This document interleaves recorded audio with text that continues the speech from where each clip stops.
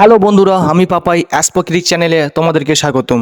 দক্ষিণ আফ্রিকা কি করলো এটা? এত ভালো খেলার পরও তারা আজকের ম্যাচে ব্যর্থ। তারা পারলো না ইন্ডিয়া হতে, তারা পারলো না অস্ট্রেলিয়া হতে, তারা পারলো না ইংল্যান্ড হতে, তারা আবারও সেই নক আউটে এসেই ব্যর্থ।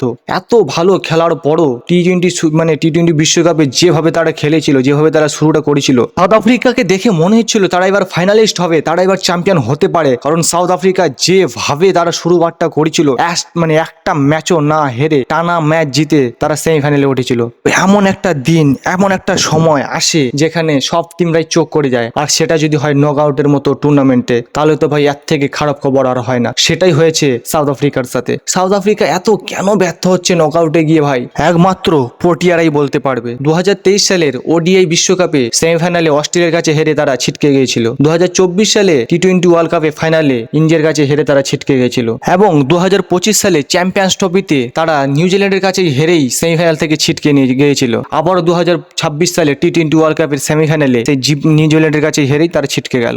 দক্ষিণ আফ্রিকার জন্য খুব খারাপ লাগছে। দক্ষিণ আফ্রিকা যেভাবে শুরুবারটা করেছিল টি-20 বিশ্বকাপ 2026-এ, কিন্তু সেই পুনরাবৃত্তিটা তারা করতে পারলো না। আবারও সেই নক আউটে ব্যর্থ, নক আউটে হার।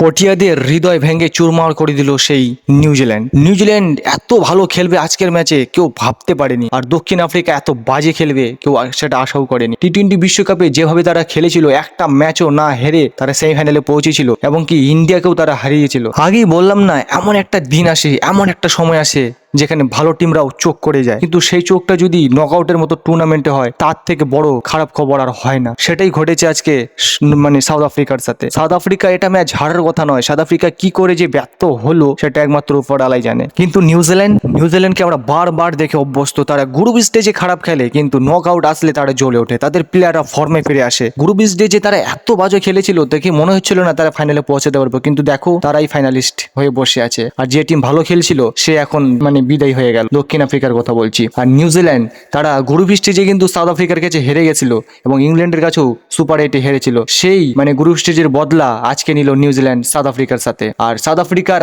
ম্যাচের নায়ক বলা যায় ফিন অ্যালেনকে। ফিন অ্যালেন আজকে ভাই 33 বলে 100 করেছেন। কি দুর্দান্ত ইনিংস রে ভাই। টি-20 বিশ্বকাপ অল টাইমের কথা বলছি। টি-20 বিশ্বকাপের অল টাইমের সব থেকে সেরা ইনিংস, সব থেকে কম বলে 100 করা প্লেয়ার হলো ফিন অ্যালেন। তিনি 33 বলে 100 করেছেন। এর আগে এত কম বলে কোনো প্লেয়ার টি-20 ওয়ার্ল্ড কাপে দ্রুততম সেঞ্চুরি করতে পারেনি, এত কম বলে করতে পারেনি। ফিন অ্যালেনই একমাত্র প্লেয়ার যিনি 33 বলে 100 করলেন। আর কেকেআর ফ্যানদের জন্য এটা অনেক বড় খুশখবর। কেকেআর ভক্তদের মনে একটাই প্রশ্ন ছিল, এতদিন ধরে ওয়েট করেছিল যে কেকেআর এর প্লেয়ার ফিন অ্যালেন ইডেন গার্ডেন্সে কেমন খেলে, কিন্তু সেটাও তো দেখিয়ে দিল আজকে ফিন অ্যালেন এবং টিম সাইপট। ফিন অ্যালেন এবং টিম সাইপট ভাই জানিয়ে দিল কেকেআর ফ্যানদেরকে যে আমরা প্রস্তুত ইডেন গার্ডেন্সে ঝড় তুলতে। আমরা দুজনে মিলে ইডেন গার্ডেন্সে ঝড় তুলবো। এবার আমাদের ঝড় গোটা কলকাতাবাসী দেখবে, কেকেআর ফ্যানরা দেখবে। সেটারই টেলার দেখে গেল আজকের ম্যাচে ভাই বুঝিয়ে গেল যে ফিন অ্যালেন এবং টিম সাইপট কেকেআর এবার রানের বন্যা লাগিয়ে দিবে। কেকেআর এর জন্য তো এটা অনেক খুশ খবর এবং কেকেআর ফ্যানদের জন্য এটা অনেক বড় খবর।